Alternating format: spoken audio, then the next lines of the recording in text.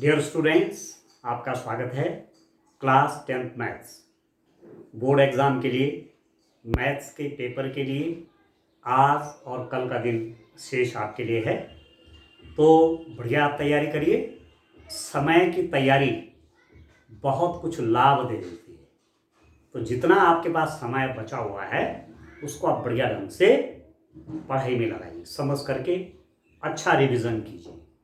आइए, मैं भी कुछ क्वेश्चन के साथ हूँ यहाँ पर जो आपके एग्ज़ाम में आपकी हेल्प कर सकते हैं, आपका फंडामेंटल बढ़ा सकते हैं, जिससे बोर्ड पेपर सॉल्व करते समय कुछ आपको हेल्प मिलेगी। तो आइए, क्वेश्चन नंबर 30 देखिए। आकृति में ओ एक वृत्त का केंद्र है। यदि angle O A B 50 degrees है तो एंगल ए सी बी का मान क्या होगा? बड़ा इंपॉर्टेंट क्वेश्चन है दर्शन। देखिए, इस सर्किल है, उसका केंद्र है, इस सेंटर है, ठीक हो गया। इस जीवा कॉर्ड, इसके द्वारा केंद्र पर बना कोण, ये भी हमको मालूम नहीं है, और इसके द्वारा परिधि पर बना कोण, ये भी मालूम नहीं है। पर हमें क्या दे रखा है? ये वाला एंगल दिया हुआ है, दिस एंगल, ये 50 डिग्री है। अब देखिए ध्यान से, ओ ए और ओ बी क्या है? त्रिज्याएं हैं। इस वृत्त की ओ ए और ओ बी क्या है? त्रिज्याएं हैं, और वृत्त की त्रिज्याएं आपस में बराबर होती हैं। तो ये वो त्रिभुज जो हुआ कि ओ ए बी जो त्रिभुज हुआ, ये कैसा त्रिभुज हुआ? समद्विबाहु त्रिभुज, आइसोसेल्स ट्रायंगल। ये साइड ओ ए और साइड ओ बी आपस में बराबर है। और आपको मालूम होगा ये चीज भी कि समद्विबाहु त्रिभुज में बराबर भुजाओं के आमने सामने के कोण बराबर होते हैं। तो जब ये इस भुजा के बराबर है तो इस भुजा के सामने का कोण ये और इस भुजा के सामने का कोण ये आपस में बराबर होंगे, तो बताइए 50 हो गया, ठीक है। इस भुजा के सामने का कोण ये है, इस भुजा के सामने का कोण ये है, ये बराबर भुजाएं हैं तो उनके सामने के कोण भी बराबर होंगे, तो ये 50 यानी 50 है। अब ट्रायंगल आप देखो, इस त्रिभुज में देखिए ओ ए बी, इसके दो कोण 50-50 कितना हो गया? 100 हो गए, 100। तो तीसरा कोण कितने का होगा? आपको मालूम है कि त्रिभुज के तीनों अंतः कोणों का योगफल 180 अंश होता है। तो ये 100 हो गया, तो ये 80 हो गया। ये वाला एंगल डियर स्टूडेंट कितना हो गया? Angle A O B is equal to 80 degree हो गया। ये वाला एंगल 80 अंश का हो गया। 50, 50, 100 और 80, 180, ठीक हो गया। अब ध्यान दीजिए, एक थ्योरम आपने पढ़ी है, I think that is in class 9। A B क्या है? कोई कॉर्ड है, कोई जीवा है। इस जीवा ने केंद्र पे कौन सा कोण बनाया? Angle A O B. इस जीवा द्वारा केंद्र पर बनाया हुआ कोण ए ओ बी है, और इसी जीवा द्वारा परिधि पर जो कोण बना वो है ए सी बी। इस जीवा द्वारा परिधि पर बना कोण कौन सा है? ए सी बी। परिधि के किस बिंदु पे आप देख रहे हैं? ये तो बन गया ना कोण। इन कोणों में क्या संबंध होता है? आपको ध्यान रखना है कि जीवा द्वारा केंद्र पर जो कोण बना हुआ है, जीवा द्वारा केंद्र पर बना कोण उसी जीवा द्वारा परिधि पर बने कोण का दुगना होता है। कहने का मतलब हुआ कि इस कोण का दुगना करूंगा तो ये वाला मिलेगा। एक ही जीवा है, इस जीवा ने जो केंद्र पे कोण बनाया, इस जीवा ने परिधि पर कोण बनाया, तो इस कोण का दुगना करूंगा तो ये वाला कोण मिलेगा, या इस कोण का आधा करूंगा तो ये वाला मिलेगा, ठीक है। तो angle A O B is equal to 2 into angle A C B. इस कोण का दुगना ए सी बी, इसका दुगना करूंगा तो ये वाला आएगा। और ये वाला हमको मालूम है, ए ओ बी कितना है? 80 डिग्रीज है, तो 80 degrees is equal to 2 into angle A C B. इसका मतलब हुआ कि एंगल ए सी बी इस कोण का मान निकालना चाहूंगा तो 2 इसके नीचे आ जाएगा, 80 डिग्रीज बाई 2 तो कितना हो गया, 40 डिग्रीज हो गया योर स्टूडेंट। ठीक है, जो ए सी बी आपका एंगल है, एंगल ए सी बी जो है your student, A C B उसकी वैल्यू कितनी आई, that is equal to 40 degree. तो ये वाला आंसर आपका सही, विकल्प ए करेक्ट आंसर है। एग्जाम में आएगा तो यहां पर आप लिख देंगे विकल्प ए, ऐसे लिख देंगे विकल्प ए, ठीक है, 40 डिग्री सही होता है। यदि ये MCQ में आता है, मल्टीपल चॉइस क्वेश्चन में आता तो ऐसा आंसर लिखिए, ठीक हो गया। अब इसको देखो, बहुत इंपॉर्टेंट क्वेश्चन है, इसको ध्यान दीजिए। दिया गया है कि ट्रायंगल ABC और ट्रायंगल PQR क्या है, सिमिलर है। इस सिंबल जो है इस सिमिलर का है, समरूप का चिन्ह है। ये दो त्रिभुज समरूप हैं, टू ट्रायंगल्स आर सिमिलर। ठीक है, तो आपने कई प्रॉपर्टीज सिमिलरिटी ऑफ ट्रायंगल्स पढ़ी है, समरूपों की समरूप त्रिभुजों की विशेषताएं, कुछ थ्योरम्स आपने पढ़ी हुई हैं।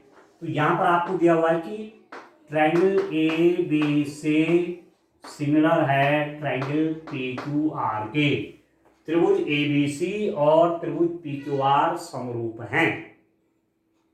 तो क्या विशेषता होती है, आपने पढ़ा हुआ है, एक थ्योरम आपने पढ़ा हुआ है कि यदि दो त्रिभुज समरूप हैं, सिमिलर हैं, तो उनकी एरिया का जो अनुपात होता है ABC divided by area of triangle PQR।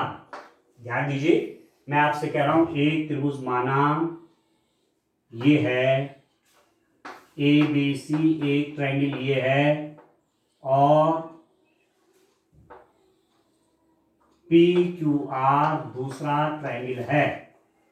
ये ट्रायंगल क्या है, सिमिलर हैं, समरूप हैं। ये त्रिभुज समरूप हैं, तो इनका अनुपात, समरूप त्रिभुजों का क्षेत्रफलों का अनुपात, त्रिभुज ABC का क्षेत्रफल और त्रिभुज PQR का क्षेत्रफल का अनुपात, एरिया मतलब अनुपात, एरिया से, एरिया का मतलब एरिया है, तो इसका एरिया बटे इसका एरिया क्या होता है, क्षेत्रफलों का अनुपात क्या होता है इनका, ये होता है डियर स्टूडेंट इनकी संगत भुजाओं के अनुपात का वर्ग, AB बटे PQ का होल स्क्वायर, या ये इसकी संगत भुजा है तो BC बटे QR का होल स्क्वायर, BC बटे QR का होल स्क्वायर, या AC बटे इसकी संगत भुजा ये है PR का होल स्क्वायर, ये होता है। एक क्वेश्चन कई बार इस प्रमेय से संबंधित होता है। दो त्रिभुज समरूप हैं, तो इसका क्षेत्रफल और इसका क्षेत्रफल का जो अनुपात आएगा, इसका एरिया बटे इसका एरिया क्या हो जाएगा, बराबर ये भुजा और इस भुजा के अनुपात का वर्ग, संगत भुजाओं का अनुपात, इसके संगत ये भुजा है तो AB बटे PQ का स्क्वायर बराबर BC बटे QR का स्क्वायर बराबर AC बटे PR का स्क्वायर। इसको तैयार कर लीजिए, ठीक हो गया। अब ऊपर मैं इसको सॉल्व करता हूं, आइए यहां पर देखिएगा स्टूडेंट, बड़ा इंटरेस्टिंग क्वेश्चन ये है, कई बार इससे रिलेटेड क्वेश्चन पहले भी बोर्ड में पूछा गया है, इसको आप तैयार करिए अवश्य, ठीक है। हो सकता है इस टाइप का क्वेश्चन आपको मिल जाए एग्जाम में, तो तैयारी आपकी रहेगी, तो कोई दिक्कत नहीं, आप सही कर लेंगे। तो चलिए, मेरे को क्या क्या दिया हुआ है, एक तो ये दिया हुआ था कि ये त्रिभुज क्या है, समरूप हैं, और दूसरी बात ये दिया हुआ था कि area of triangle ABC divided by area of triangle PQR is equal to 16 बटे 25। इस त्रिभुज का क्षेत्रफल और इस त्रिभुज के क्षेत्रफल का अनुपात दिया हुआ है। ठीक है, अब आप देखो ए बी 20 सेंटीमीटर है, ये 20 सेंटीमीटर है, ए बी 20 सेंटीमीटर है, तो पी क्यू का मान चाहिए। मतलब इनको लिखने की अब आवश्यकता नहीं, इतने में मेरा काम हो जाएगा। मतलब इसका और इस त्रिभुज और इस त्रिभुज के क्षेत्रफल का अनुपात दिया हुआ है, और ए बी भुजा दे रखे है, उसकी लंबाई दी हुई है 20 सेंटीमीटर। तो पी क्यू भुजा की लंबाई क्या होनी चाहिए, तो ये वाली फॉर्मूला लगा लेता हूं, area of A B C बटे area of P Q are.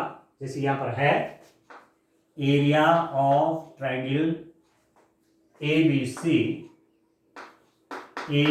सी बटे area of triangle P Q R बराबर, इसी को लिख देते हैं A B divided by P Q whole square, A B बटे पी क्यू का होल स्क्वायर। इसकी वैल्यू दे रखी कितना है 16/15। This is given 16/25 is equal to A B बटे पी क्यू का होल स्क्वायर, ए बी बटे पी क्यू का होल स्क्वायर। यदि आप ए बी बटे पी क्यू निकालना चाहेंगे, ए बी बटे पी क्यू का स्क्वायर बराबर ए, तो यदि ए बी बटे पी क्यू निकालना चाहूंगा तो इसका वर्गमूल हो जाएगा स्क्वायर रूट ऑफ 16/25। अब 16 का वर्गमूल हुआ 4 और 25 का वर्गमूल हुआ 5। ठीक, अब ए बी आपको दिया हुआ है, ए बी कितना है 20 सेंटीमीटर, तो ए बी की जगह 20 लिख दीजिए, 20/PQ इज इक्वल टू 4/5। ठीक है, आप पी क्यू की वैल्यू चाहिए, इसकी मल्टीप्लाई इससे कर लीजिए। ठीक है, इसकी मल्टीप्लाई इससे कर लीजिए, क्रॉस मल्टीप्लीकेशन वज्र गुणन, इसकी गुणा इससे, तो 4 गुणा गया P Q is equal to 5 × 20। तो पी क्यू की वैल्यू कितनी आ जाएगी, P Q is equal to, यदि आप पी क्यू की वैल्यू निकालना चाहेंगे तो 4 इसके नीचे आ जाएगा, 5 × 20/4। पी क्यू की वैल्यू कैसे निकलेगी, 5 × 20/4, काट लीजिए, 4 × 20 और 5 × 5 कितना हो गया 25, 25 सेंटीमीटर। तो पी क्यू की वैल्यू देर से आ जाएगी 25 सेंटीमीटर। ठीक है, जरूर तैयार कर लीजिए, ऐसा क्वेश्चन आ सकता है एग्जाम में। ठीक है, चलिए और भी क्वेश्चंस देखते हैं डियर स्टूडेंट। आइए क्वेश्चन नंबर 32 देखिए, आकृति में डीई समांतर है बीसी के। ऐसा एक क्वेश्चन जरूर आएगा डियर स्टूडेंट, डीई समांतर है बीसी के, ये त्रिभुज है, आधार के समांतर डी है, पैरेलल, डीई समांतर है बीसी के, ये समांतर का चिन्ह है बच्चों, पैरेलल समांतर चिन्ह ऐसा लिखा रहेगा, भाषा लिखने की आवश्यकता नहीं है, मैथ्स की अपनी एक लैंग्वेज होती है, तो भाषा है, ये समांतर है, समांतर का चिन्ह है। आपको दिया हुआ है AD 25 है, यहां से लेकर यहां तक 25 है, AE 10 सेंटीमीटर है, BD यहां से लेकर यहां तक x+3 है, और EC x सेंटीमीटर है, तो x का मान बताइए। ठीक है, अब आप देखो आधार के समांतर है ये, this DE is parallel to BC, DE BC के समांतर है। तो क्या प्रॉपर्टी पढ़ी आपने त्रिभुज में, क्या थ्योरम पढ़ी आपने त्रिभुज में, यदि ये इसके समांतर है तो इसका और इसका अनुपात बराबर इसका और इसका अनुपात। तो दिस इंप्लाइज दैट यदि ऐसा है तो क्या होता है, AD बटे DB, इनमें जो अनुपात होगा, AD बटे DB में जो अनुपात होगा वही अनुपात AE बटे EC में होगा। ठीक है, इस और इसमें जो अनुपात होगा वही अनुपात इन दोनों में होगा। ठीक है, अब लिख लीजिए this implies that A B कितना है dear student, sorry A B नहीं ए डी, इसको करेक्ट कर लेंगे, ये ए डी है, A D by D B, A D कितना है 25 है, ये 25 है, लिख दीजिए 25 बाई डी बी कितना है, डी बी बोलो चाहे बी डी बोलो एक ही बात है, बी डी बोलो चाहे डी बी बोलो एक ही बात है, यह है x+3 is equal to A E that is 10 centimetre divided by A C that is x।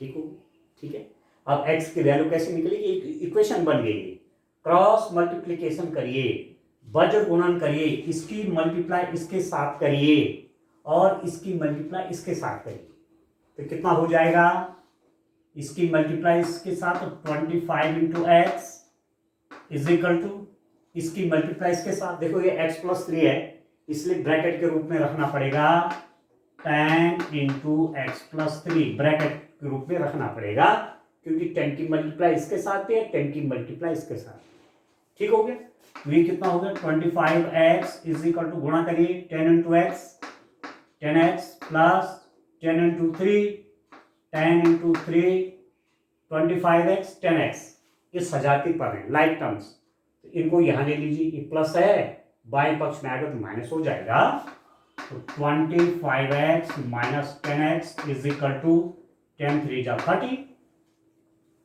25 में से 10x गया 25x माइनस 10x तो 15x आएगा dear student, 15x is equal to 30, इसका मतलब क्या हुआ, यदि मैं x की वैल्यू निकालना चाहूंगा, ये 15 इसके साथ मल्टीप्लाई में है, x की वैल्यू निकालना चाहूंगा तो 15 इसके डिनोमिनेटर में आ जाएगा, हर में आ जाएगा, तो x is equal to 30 by 15, काट लीजिए 15 दूनी 30, x is equal to 2, x की वैल्यू कितनी आ गई 2 आ गई, तो 2 इज द करेक्ट आंसर, 2 आपका करेक्ट आंसर हो गया, जो ऑप्शन में है उसको आप देख लेंगे dear student, 2 is the correct answer ये वाला, यदि बहुत विकल्प में है तो आंसर कैसे लिखेंगे, विकल्प ए सही लिख देना 2, विकल्प ए जिसमें 2 आंसर है ये सही होता है, ठीक हो गया। अब ध्यान दीजिए नेक्स्ट क्वेश्चन देखिए, दी गई आकृति में ए B C D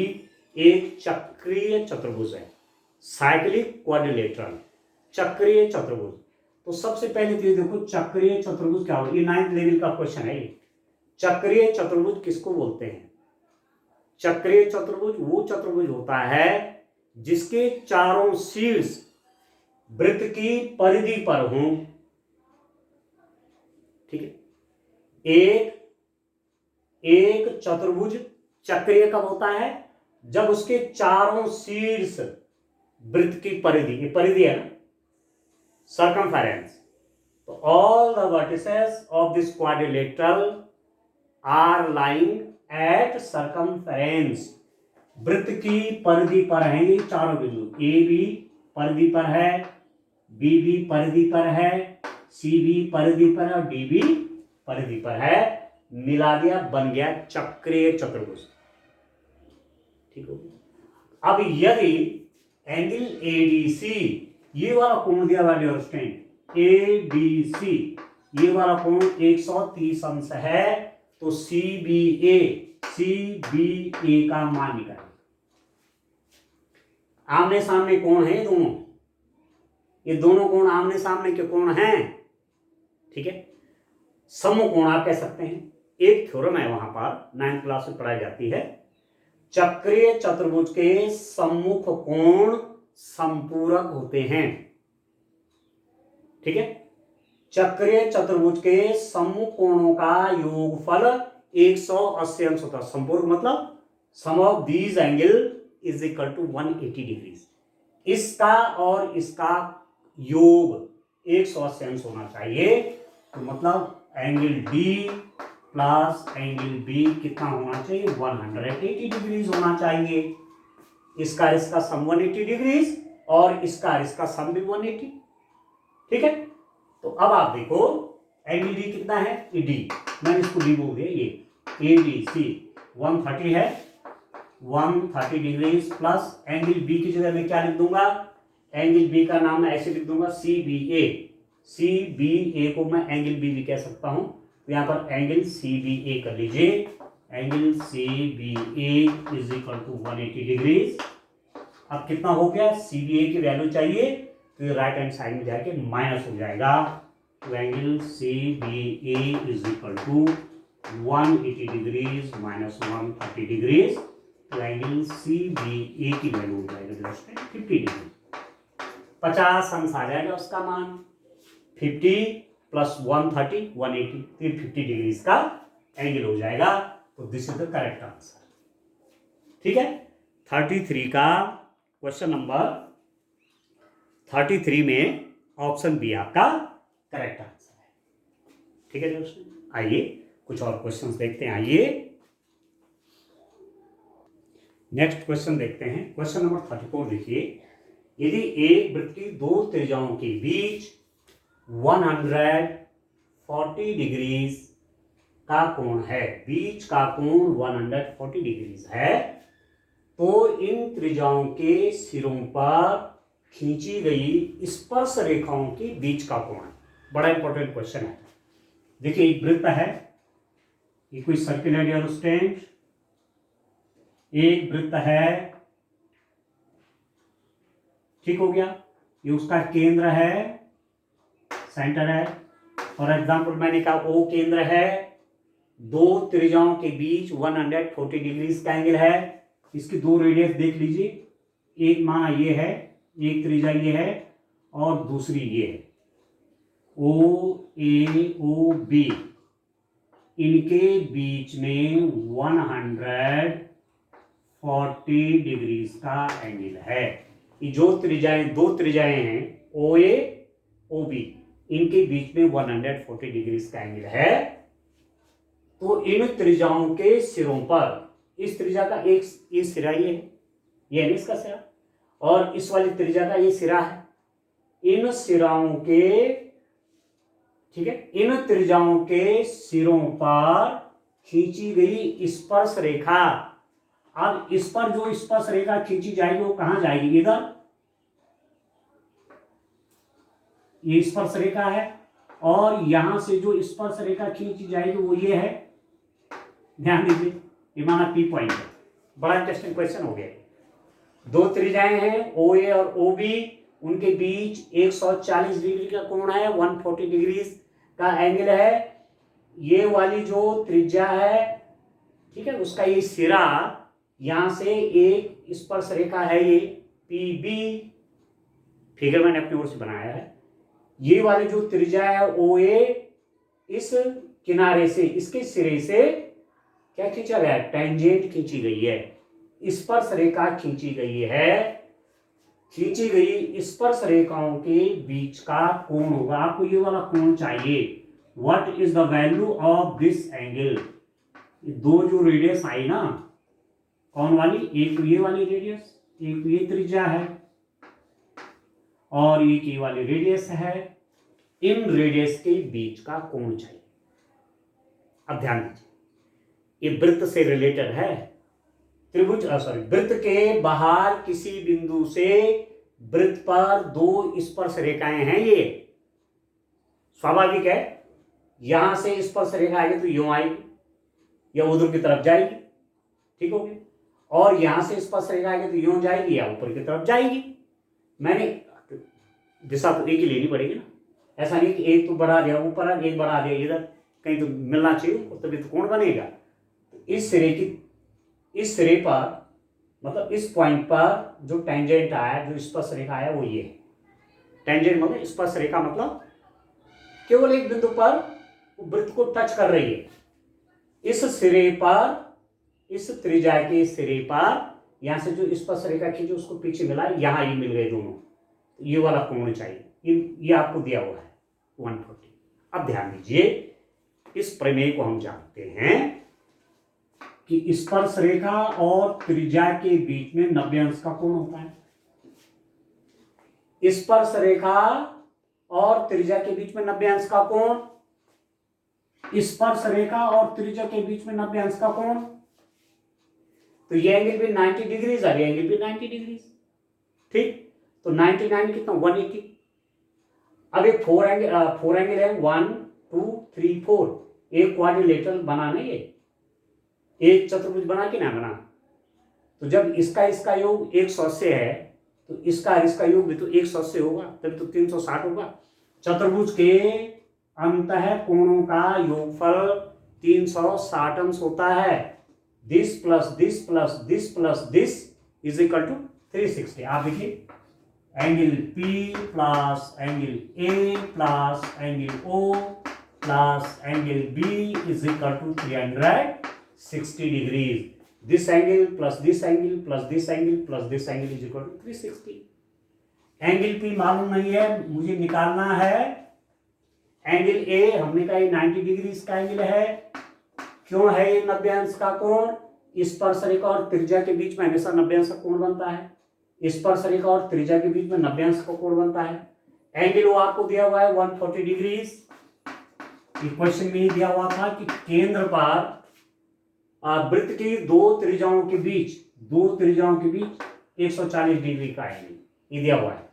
plus angle B भी 90 डिग्रीज, ये वाला 360। अब प्लस कर लीजिए स्टैंड, कितना हो गया ये 90 90 180। ठीक है, आप देखिए एंगल P प्लस 180 इन दोनों का सम है, 140 और प्लस कर लीजिए 320। 320 degrees is equal to 360 degrees. इसको मान लेंगे नेगेटिव हो जाएगा, तो angle P is equal to 360 degrees minus 320 degrees, तो कितना हो गया 40 डिग्रीज का एंगल हो गया। तो इन त्रिज्याओं के सिरों पर खींची गई स्पर्श रेखाओं के बीच कितने डिग्री का एंगल होगा डियर स्टूडेंट? 40 डिग्री का एंगल होगा। स्पर्श रेखाओं के बीच में 40 डिग्री का कोण बनेगा। तो this is the correct answer, ये है करेक्ट आंसर। क्लियर? ठीक है, अब इस क्वेश्चन को देखते हैं। बड़ा अच्छा क्वेश्चन ये है, देखिए इसको। तो इस रूप में क्वेश्चन को समझ करके काम करना है। ठीक हो गया? ये भी आपका स्पर्श रेखाओं से संबंधित क्वेश्चन है। वृत्त की स्पर्श रेखाएं। तो एक चीज तो यहां पर आपको ध्यान रखनी है कि वृत्त की स्पर्श रेखा और एक त्रिज्या के बीच में 90 अंश का कोण, जहां पर वो स्पर्श रेखा मिल रही है वृत्त पे। ठीक है ना? ठीक है ना? बस इस चीज का प्रयोग करना और क्वेश्चन सॉल्व हो जाएगा। अब इस क्वेश्चन को आप देखिए, 100 प्रेक्षणों का माध्य 50 है। माध्य, ठीक है, अर्थमेटिक मीन या मीन बोलते ना, मीन भी है, मॉड भी है, मीडियन भी है, माध्य भी है, माध्यिका भी है, बहुलक भी है आपके सिलेबस में। तो माध्य का प्रश्न है। माध्य कैसे निकालते हैं? सारे प्रेक्षणों को जोड़ा और जितनी उनकी संख्या उससे भाग किया। तो 100 प्रेक्षणों का माध्य, 100 प्रेक्षणों का माध्य ये दिया हुआ है। This is given. Mean of 100 observations दिया हुआ है 50। 100 प्रेक्षणों का माध्य आपके पास डियर स्टूडेंट दिया हुआ है। 100 प्रेक्षणों का माध्य दे रखा है। ठीक है, तो इन प्रेक्षणों का योग देखिए, इन प्रेक्षणों का योग कितना हो जाएगा? ध्यान दीजिए, कितना हो जाएगा? 100 प्रेक्षणों का माध्य। यदि आप ये देखना चाहते हैं कि वो जितने प्रेक्षण हैं उनका योग कितना होगा, सम कितना होगा, तो इसकी गुणा इससे करनी पड़ेगी। तो 100 इंटू 50 इज इक्वल टू 5000।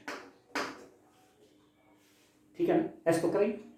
ठीक है, 100 प्रेक्षणों का माध्य है ये। तो यदि आप ये देखना चाहते हैं कि उन प्रेक्षणों को मैं यदि जोड़ूं सबको, तो उनका योगफल कितना होगा, तो उनका योगफल होगा इन दोनों के गुणनफल के बराबर होगा। 100 गुणा 50 5000। यहां तक ठीक है? ठीक हो गया? अच्छा, ये समझ गए ना? 100 प्रेक्षणों का माध्य है ये। यदि आप ये चाहते हैं कि जो 100 प्रेक्षण है ना, इनका योग कितना होगा, योग निकालने के लिए इन दोनों का गुणा करना पड़ेगा, 5000। अब आगे बढ़ते हैं। 100 प्रेक्षणों का माध्य 50 प्राप्त किया गया, लेकिन बाद में ज्ञात हुआ कि एक प्रेक्षण 150 के स्थान पर गलती से 50 पढ़ा गया। ये जो योग आया ना, ये सही नहीं है। सही क्यों नहीं है कि एक प्रेक्षण, अब 100 प्रेक्षण है, इनमें से एक प्रेक्षण ऐसा था, वो था 150 150, और गलती से क्या पढ़ा गया 50, कम पढ़ा गया ना। 150 जोड़ना था, जो 100 प्रेक्षण है उनको प्लस प्लस प्लस किया, 150 एक जगह जोड़ना था, 150 की जगह क्या जोड़ दिया 50, कम जोड़ दिया ना। कितना कम जोड़ दिया 100 कम जोड़ दिया। कई पर आप 150 रुपये आपको जोड़ने थे, और कितना जोड़ा केवल वहां पर 50 जोड़ा, तो कितना कम जोड़ा आपने 100 कम जोड़ा, 150 माइनस 50, तो 150 की जगह 50 लिख दिया गया, पढ़ दिया गया। इसका मतलब इस योग में सही योग नहीं है। ये जो जोड़ा है, ये 100 प्रेक्षणों का जो जोड़ा है, ये सही नहीं है। सही क्या होना चाहिए 100 और जोड़ना पड़ेगा इसमें, क्योंकि इसमें केवल 50 जोड़ा हुआ है, जबकि क्या जोड़ना था 150, तो 50 तो जोड़ा हुआ है, तो 150 में 50 कम कर लीजिए, तो 100 इसमें और जोड़ेंगे। तो इन प्रेक्षणों का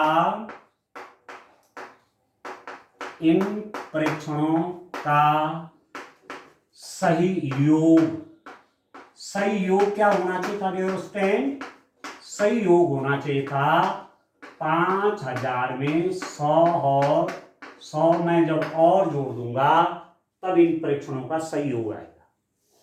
ठीक है, इसमें 100 कम जोड़ा हुआ है, 100 और जोड़ना पड़ेगा, ये हो गया 5100। ठीक है, अब 100 प्रेक्षणों का योग ये है, ध्यान दीजिए। 100 प्रेक्षणों का योग ये है, तो सही माध्य कैसे निकालेंगे? सही माध्य बराबर सही प्रेक्षणों का योग, प्रेक्षणों का सही योग, ऐसा लिख देते हैं, प्रेक्षणों का सही योग बटे परीक्षणों की संख्या, परीक्षणों की संख्या, ये दो का ऐसे तो निकालते हैं माध्य। जितने परीक्षण हैं उनको जोड़ दिया, उनका योग किया, और जितने परीक्षण हैं, जितने परीक्षणों की संख्या है उससे भाग कर दिया, तो परीक्षणों का सही योग कितना हुआ 5100 बटे परीक्षणों की संख्या कितनी है 100, एक शून्य से कटा, एक शून्य से कटे, तो 51 आ गया। तो सही माध्य कितना होना था? इस सी वाला डियर स्टूडेंट सही आंसर होना था 51। तो आप लिख देंगे सही विकल्प कौन सा है? सही विकल्प सी 51। ठीक है, एमसीक्यू बहुविकल्पी टाइप का प्रश्न आएगा तो ऐसा उत्तर लिखेंगे। 1 मार्क्स का 2 मार्क्स का क्वेश्चन आएगा तो यहां पर आपको डिटेल भी देना है, और जो बहुविकल्प है उनमें डिटेल नहीं देना, उनमें तो केवल आंसर ही लिखना है। तो आप अपने सॉल्व करिए और आंसर यहाँ लिख दीजिए। पर ये प्रश्न 1 मार्क्स का है, 2 मार्क्स का है, 3 मार्क्स का है, 4 का जो भी है, तो उसके लिए तो सॉल्यूशन भी करना पड़ेगा। ठीक है, आइए एक क्वेश्चन और देखते हैं डियर स्टूडेंट। क्वेश्चन नंबर 36 देखिए डियर स्टूडेंट। किसी त्रिभुज के शीर्ष 4, 5, 1, 3 और 6, 7 हैं। इस त्रिभुज का क्षेत्रफल है। कितना इंटरेस्टिंग क्वेश्चन है। आप देखिए चैप्टर नंबर 7 क्लास 10 में आपकी बुक में कोऑर्डिनेट ज्योमेट्री, निर्देशांक ज्यामिति से प्रश्न, और ऐसा एक प्रश्न बोर्ड में आने की पूरी संभावना है आपके पेपर में। तो यदि आप इस प्रश्न को ठीक से समझ लेते हैं, ठीक से कर लेते हैं, तो बोर्ड में ऐसा जब प्रश्न आएगा तो आप उसका आंसर निकाल देंगे, और कम से कम 2 नंबर का आएगा, 4 मार्क्स का भी आ सकता है। ठीक है, तो ध्यान से समझिए। देखिए कोई त्रिभुज है, कोई ट्रायंगल है, ये त्रिभुज है, मैं कह रहा हूं इस त्रिभुज के शीर्ष हैं ABC। ठीक है, अब त्रिभुज के शीर्षों के निर्देशांक दे रखे हैं। 4 5 इसका है, ABC 1 3 ये है और 8 6 7 ये है।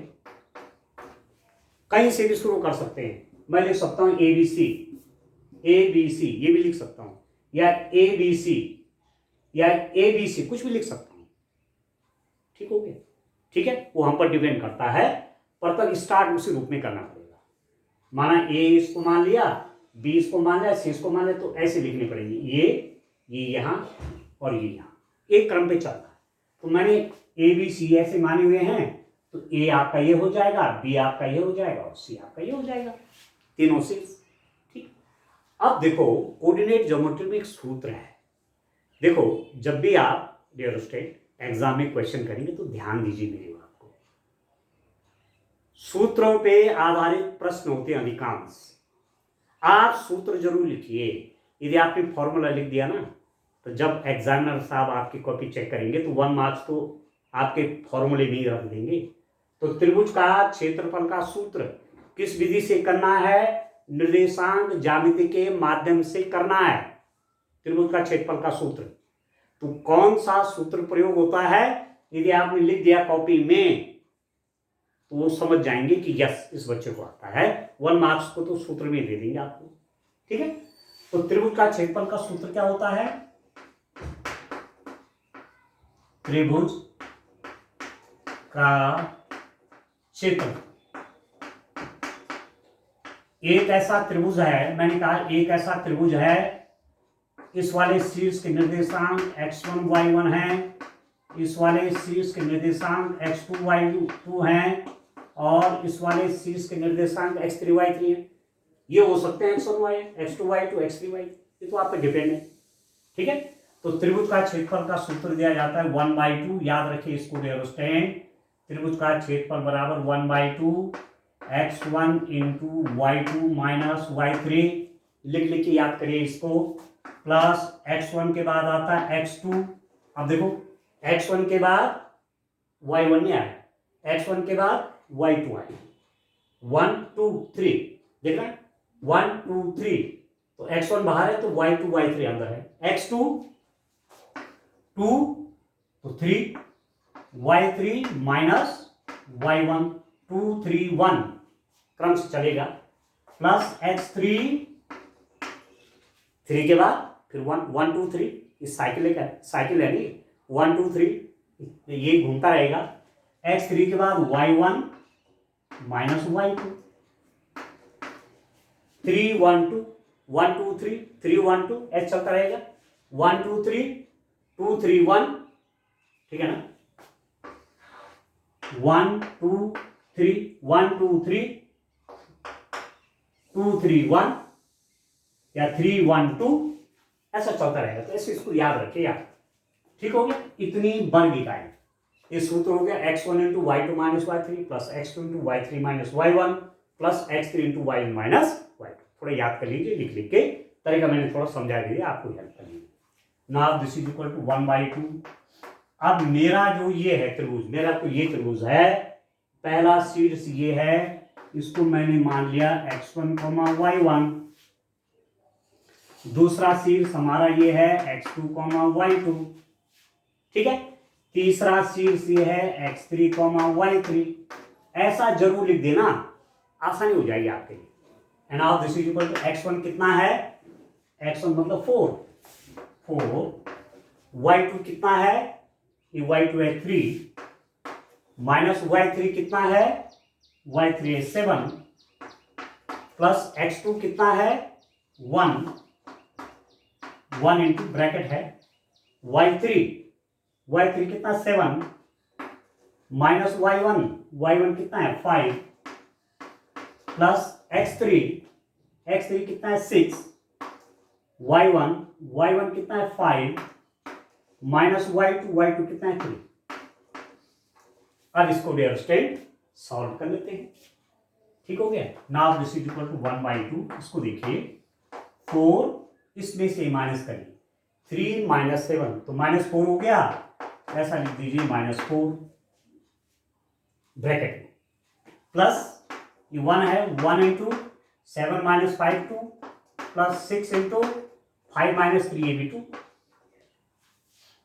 ठीक है। And this is equal to, अब देखो 1/2, 4 से -4 की मल्टीप्लाई, प्लस और माइनस की मल्टीप्लाई, यहाँ पर साइन कुछ नहीं तो ये प्लस है, प्लस और माइनस की मल्टीप्लाई माइनस, 4 इंटू 4 16 प्लस 2 एकम 2 प्लस 6 दूनी 12 प्लस प्लस एक साथ जोड़ लीजिए 1/2 माइनस 16 प्लस 12 2 कितना हुआ 14, ठीक। अब ध्यान दीजिए 1/2 इंटू माइनस 16 प्लस 14, 16 रुपये कर्जा है, 14 रुपये आपके पास है, फिर भी -2, कर्जा 2 रुपये का रहता है, -16 प्लस 14 तो -2, इससे ये कटेगा तो -1 आएगा, तो दिस इज इक्वल टू -1। अब ध्यान दीजिए त्रिभुज का क्षेत्रफल -1 आया, पर एक चीज आपको ध्यान रखना है, क्षेत्रफल कभी भी ऋणात्मक नहीं लिया जाता। जैसे मैं कहूं यहां से मेरे घर की दूरी 1 किलोमीटर है, नेगेटिव से कोई मतलब नहीं, ठीक है। या मैं मार्केट से 1 किलो चीनी लाया, या मैं बाजार से 2 किलो चावल लाया, -2 किलो नहीं होता। तो ऐसे ही क्षेत्रफल कभी भी ऋणात्मक नहीं होगा, ये प्लस में लिया जाता है, ठीक है। तो यहां कैलकुलेशन में नेगेटिव आएगा, कोई बात नहीं, तो त्रिभुज का क्षेत्रफल आप पॉजिटिव लिख देंगे। तो यहां पर लिख देता हूं त्रिभुज का क्षेत्रफल, area of the triangle, area of the triangle, त्रिभुज का क्षेत्रफल, त्रिभुज का क्षेत्रफल, एरिया ऑफ ट्रायंगल,